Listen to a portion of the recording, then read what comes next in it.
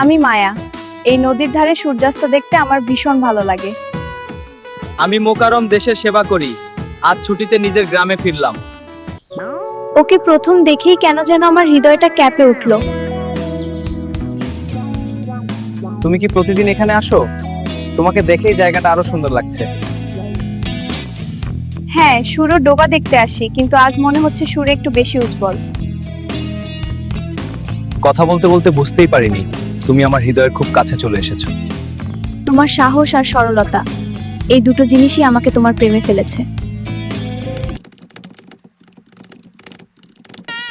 দেশ আমার প্রথম দায়িত্ব, কিন্তু তুমি আমার সবচেয়ে বড় শক্তি।